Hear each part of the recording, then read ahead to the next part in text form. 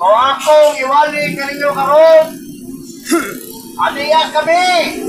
Ani kadalanan. Aron lamang mapaibalo sa tanang katawhan kanang midyaw ini among trompa. Among iwali kini kanilison. Sayon na kayo niyang kaluwasan nga gibuhat ni Kristo dito sa cross. Usahay kita makaingon ta lisod, no. Ay ano man, o nakasulti mi sayo ng kaluwasan. Kay kanin kaluwasan, di trabaho na Ginoo. Dili tao, dili kita. Una kita mismo ang lisod sa tao gibuhat sa Ginoo kasayon. Una ang gisulti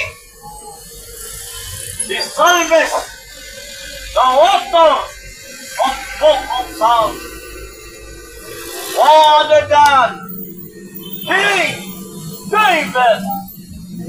The Bible says it's better to trust in the Lord than to put confidence in man.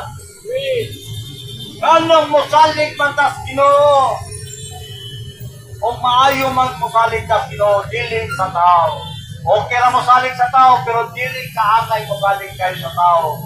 Kaya ato ni taga-differentiate kalahian sa tao o sa Ginoo.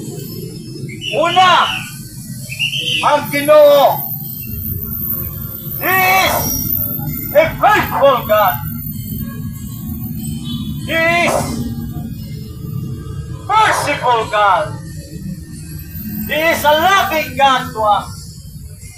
Even though that we are sinners, Christ died for us. For His greatest love He given to mankind. Right. Ang tao, utabang ka, dahil limitasyon, siguro, kitang tanan, na ato naning ay mamat sa tagsa-tagsa itong katawan o amigo. O sa'yo manangayon tagdabang sa tao atong amigo. Siguro sa una, ikaduha, o tagpa, matabang pa. O ikatulo,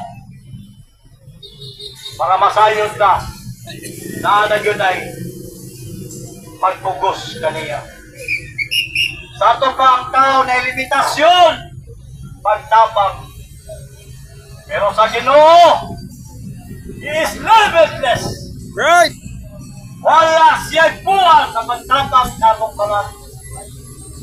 Usa kitang tanan, naglakaw-lakaw ni kadalanan. Remember this. The Bible says that God so loved for us. He gave His life towards us. He gave His only begotten Son, that we have life, that will not perish, but have everlasting life. That's right.